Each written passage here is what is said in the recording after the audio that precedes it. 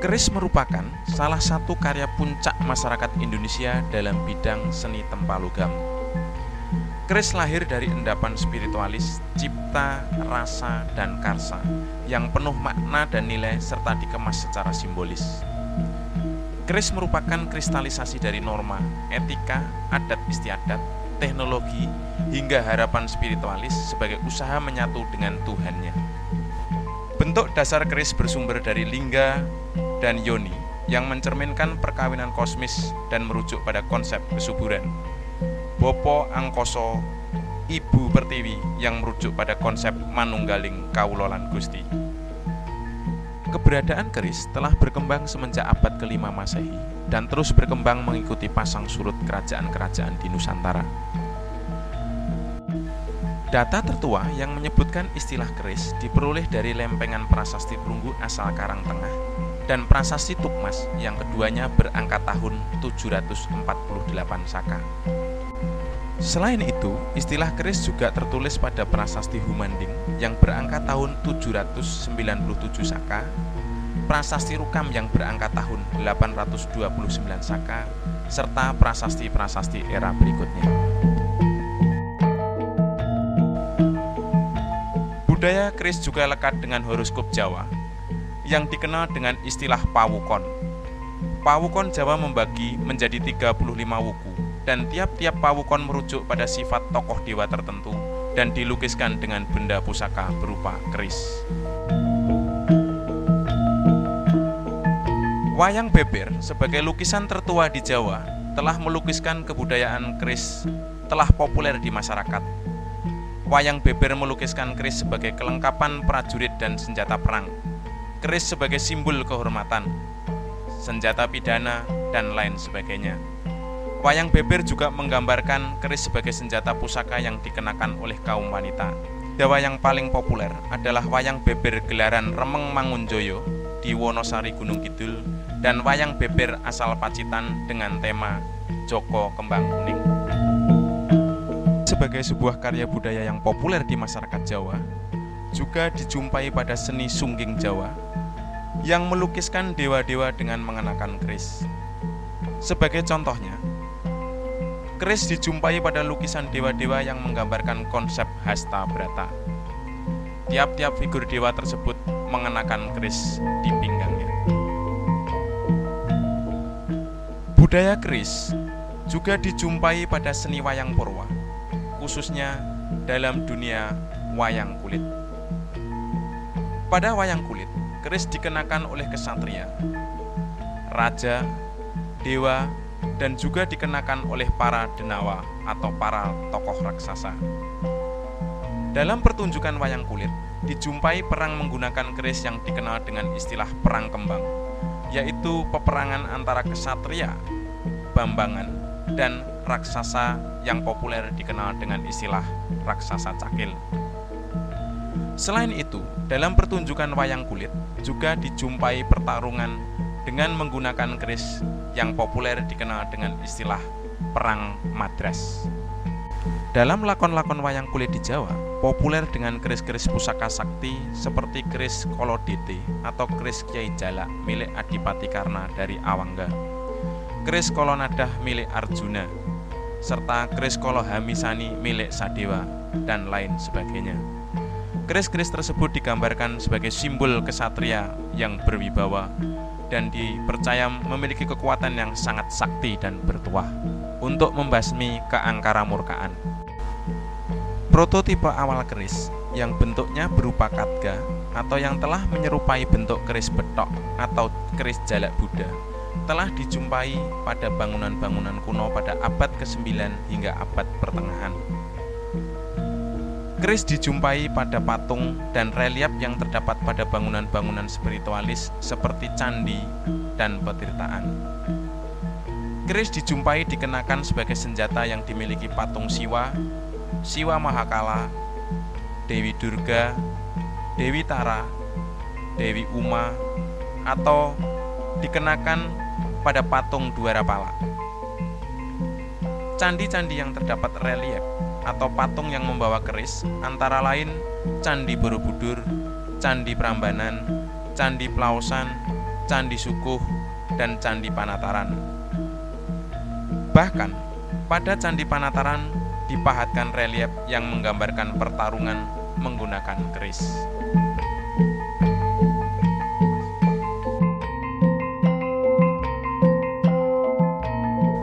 Tangguh merupakan pencanderaan keris berdasarkan pengamatan bentuk atau gaya sebilah keris melalui perabaan untuk mengetahui kasar dan halusnya partikel-partikel logam dari efek penempaan, melalui tintingan atau kematangan tempa, dan tantingan, yaitu untuk mengetahui aspek ergonominya. Tangguh dari bahasa Jawa, tak sengguh, yang berarti perkiraan atau pencanderaan, gaya atau suatu pembabakan yang dihubungkan dengan masa kekuasaan suatu kerajaan atau raja tertentu yang berkembang di Nusantara.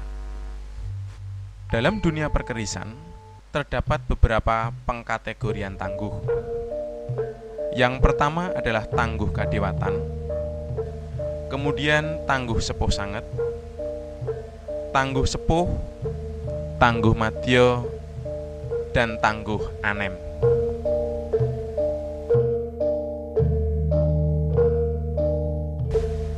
Data-data arkeologis menunjukkan bahwa asal mula budaya keris berasal dari Jawa, kemudian menyebar luas ke Nusantara. Pada era Sunda, keris telah menyebar ke Pulau Sumatera. Demikian pula pada era Singasari, Majapahit, Demak, hingga era Mataram. Pada awal abad ke-20, keris menyebar luas ke luar Pulau Jawa. Persebaran keris melalui perkawinan dan hubungan kekeluargaan, perang, serta melalui perdagangan. Persebaran keris menumbuhkan gaya dan corak dari masing-masing daerah. Selain itu, juga tumbuh perkembangan pengistilahan keris di luar Pulau Jawa. Misalnya di Bali disebut kadutan. Di Sumatera Barat, keris disebut karih atau karyeh. Di Sulawesi Selatan, keris disebut sele, tapi atau taping. Sedangkan di Minahasa, keris disebut dengan istilah kekesur. Di Aceh, keris disebut dengan istilah ponok. Di Lampung disebut dengan istilah terapang. Dan di Jambi, keris juga populer dikenal dengan istilah koksi.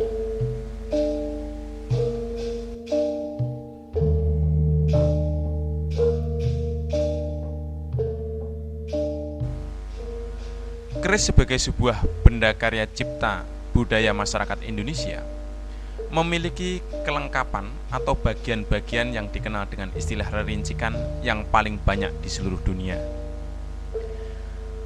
Keris memiliki keragaman ukuran, dari ukuran keris cundrik atau keris kecil, keris sedang, dan keris corok atau keris berukuran besar. Bentuk dasar keris terdiri dari keris eluk, keris lurus, dan keris campuran. Dunia perkerisan juga mengenal istilah keris saji atau keris sajen yang ditengarai dengan hulunya yang berbentuk manusia. Demikian pula dikenal dengan istilah keris picitan yang konon dibuat dengan cara dipijit-pijit. Dikenal pula keris pamengkang jagat yang ditengarai bilahnya yang retak. Sebagai sebuah benda seni, keris juga seringkali dijumpai dengan pahatan-pahatan yang sangat indah, baik yang berupa dihias dengan logam mulia ataupun yang dipahat dengan sederhana yang dikenal dengan istilah tinatah prasojo. Hiasan-hiasan tinatah pada bilah keris tidak hanya semata-mata mengejar keindahan, tapi juga penuh dengan makna simbolik. Bilah keris luk secara pakem terdiri dari luk 3 hingga luk 29. Selain itu juga dijumpai keris lurus atau keris leres dengan tipologi bentuk yang dikenal dengan istilah dapur yang sangat-sangat beragam jumlahnya.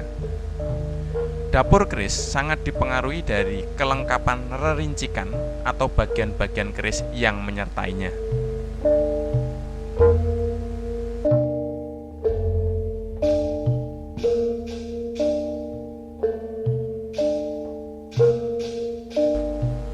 Keunikan pada bilah keris adalah terdapat motif pamor.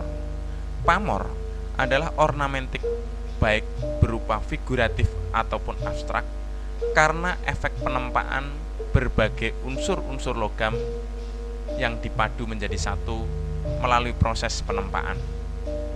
Bahan-bahan tersebut terdiri dari besi, baja, nikel, atau meteorit. Proses penciptaan pamor dimulai dari pamor wosing wutah atau dikenal dengan istilah pamor tiban. Kemudian juga dikenal juga proses penciptaan pamor melalui pamor rekan.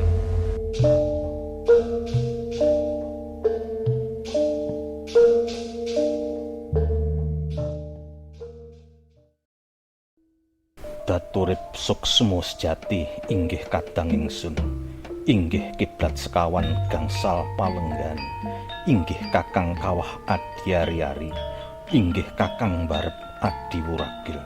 Sumangga kula aturi ngamping-ngampingi sarta anjejam pangisak solah jantra kula anggen kula nedya hambabar pusaka menika. Sih lumintu rejeki aja tawong, jisim halus, roh halus, kang ikal bakal, kang cikal bakal ana ing dusun kene. Ingsun langsung darganda arum, ingsun ngobong dupa menyang madu areng sejati. Kuku sing menyang kayu manuk putih, kuku sing menyang sira sun kongkon marang swarga seger warasan padange ngati. Aja sira nyimpang marga, yen sira nyimpang marga kena upatane Kanjeng Nabi Adang. Duh Gusti, kawula nyuwun wilujeng. Sawedana durga kala, sawedana Kertidara, aji kuya sangetweti, iya to sang rajah Kalacakra. Hong ilahing sun humadep sun humarek, nir yuang kala mercu katup. Hong ilahing sun humadep sun humarek, nir yuang kala mercu katup. Hong ilahing sun humadep sun humarek, nir yuang kala mercu katup. Yamaraja Jaramaya, ya marani Niramaya, ya Silapa Palasya, ya Midura Darumiya, ya Midusa Sadumiya, ya Dayuda Dayudaya, ya Siyaca Cayasiya, ya Sihama Mahasiya. Rahayu Rahayu Rahayu. Pecukining kliwon berguling wage sumaning legi jangas paing umating pon. Pusaka iki ora tak babar ana ing pasran 5 dina 7 aja duwe daya pangariba ampuh. Yen tak babar ana ing pasran 5 dina 7 handayana ampuh lan miguna. Singgah singgah kala singgah pangesuminggah durga kala sumingkir.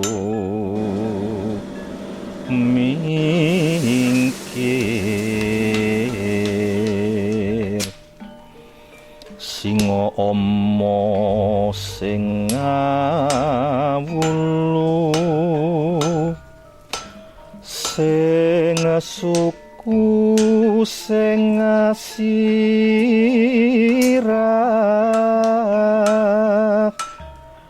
sing tenggak lawan kala sing buntut. Padha sira suminggah mulya mring asalne iki.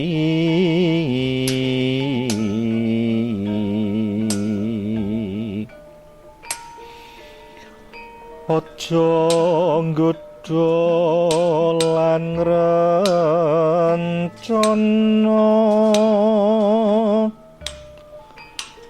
apane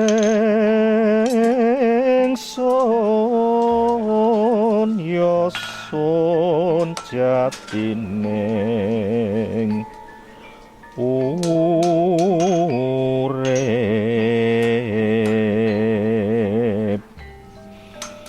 dumadiku saka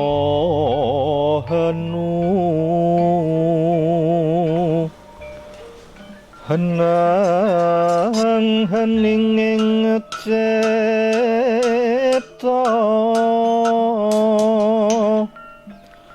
singang sono ing tawang toang prajaku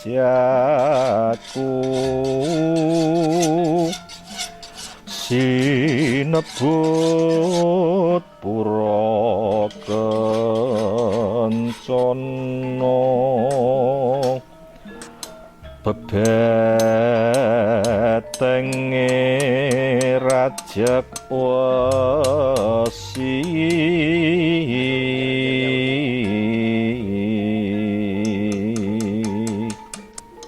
pandarici kang kinarya supet Brahma medal saking tutu ira mongko kikir panuduhe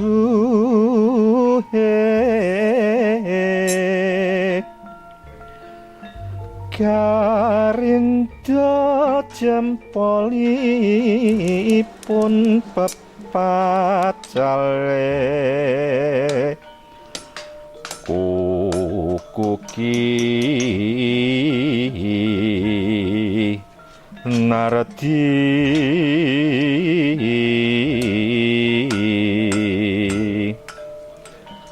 sesepuhira lidah pacobane itu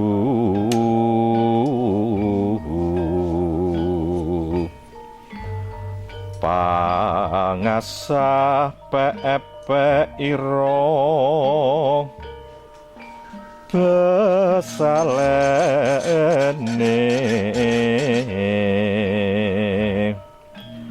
ana satengahe